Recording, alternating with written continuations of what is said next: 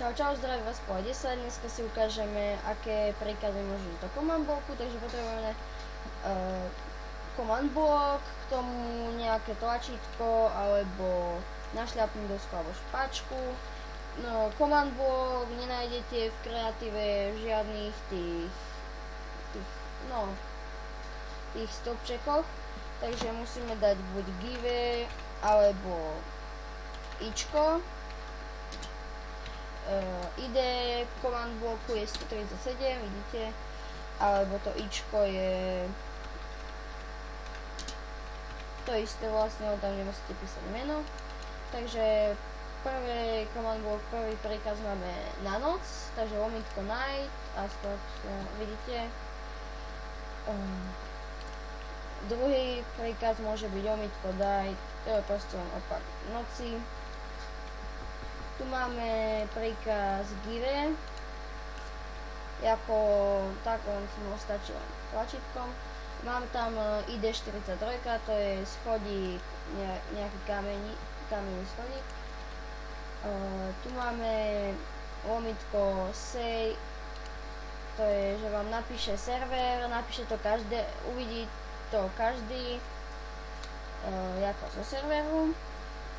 Tu máme lomitko msg zavinač p, to vám napíše zo konzola, vám do msg napíše a proste zavinač p je na zameranie najbližšieho hráča pri tom command bloku, zavinač r je na náhodného hráča a zavinač a je na všetkých hráčov, čo sú teraz pripojení na serveru. Tu máme lomitko TP, ja už tu mám nastavené súradnice, kde má to portnúť, má to portnúť ku tejto fontánke a vidíte, takže lomitko TP zavinač P, to je toho najbližšieho hráča, súradnice je X, Ičko a Z, ja som si to nastavil to Ičko, X a Z, musia byť medzi tie medzery, inak vám to neuzná.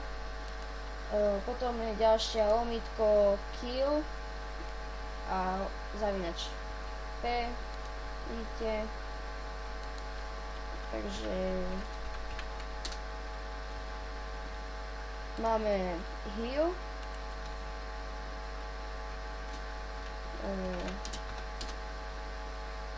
takže tu máme lomitko heal, tak keď stlačíme na tlačítko, tak vám sa doplní život. Tu máme lomitko gameru keep inventory true, to znamená, že keď zomrete, že vám z inventora nezmiznú veci. Jak dáte false, tak je vlastne to opak. Takže true znamená, že uloženie tých viec a false je vlastne neuložené.